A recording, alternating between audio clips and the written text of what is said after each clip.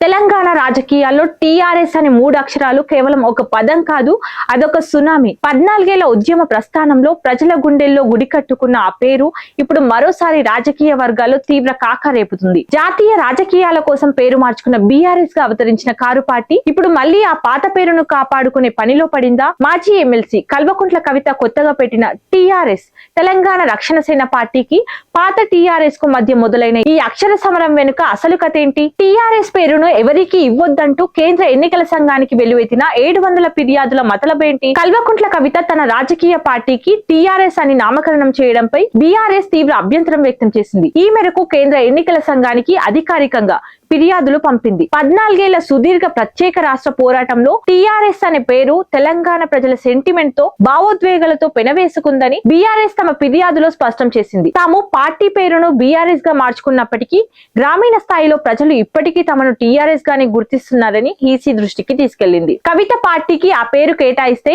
ఓటర్లలో తీవ్ర గందరగోళం ఏర్పడే ప్రమాదం ఉందని, కాబట్టి ఆ అబ్రివేషన్ ను ఎట్టి పరిస్థితుల్లోనూ ఎవరికి కేటాయించవద్దని విజ్ఞప్తి చేసింది. ప్రధానంగా బీఆర్ఎస్ పార్టీ శ్రేణుల నుంచి ఈసీకి పెద్ద ఎత్తున అభ్యంతరాలు వెళ్లాయి. కవిత పార్టీ పేరు ప్రకటనకు ముందే ఈసీ దగ్గర అనూహ్య పరిణామాలు చోటు చేసుకున్నాయి. నివేదికల ప్రకారం టీఆర్ఎస్ పేరు వాడకంపై ఈసీకి దాదాపు 700 వరకు అభ్యంతరాలు అందాయి. ఇందులో మరో ఆసక్తికరమైన ట్విస్ట్ ఏంటంటే, కవిత తన పార్టీ పేరును ప్రకటించడానికి సరిగ్గా ఒక్కరోజు ముందు మహారాష్ట్రలోని సోలాపూర్ కు చెందిన దయానంద్ మహాదేవ్ అనే నేత తెలంగాణ రాష్ట్ర సామాజిక సేన టీఆర్ఎస్ పేరును రిజిస్టర్ చేయాలని ఈసీని ఆశ్రయించారు.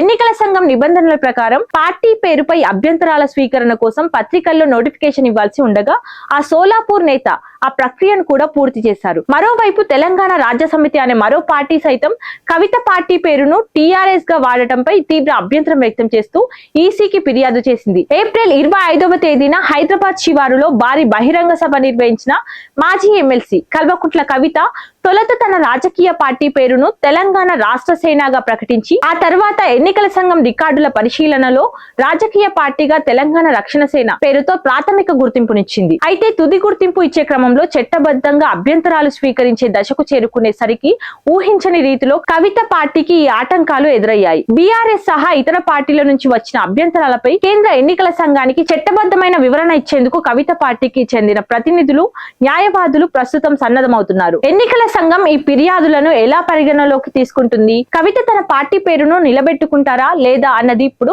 ఆసక్తికరంగా మారింది.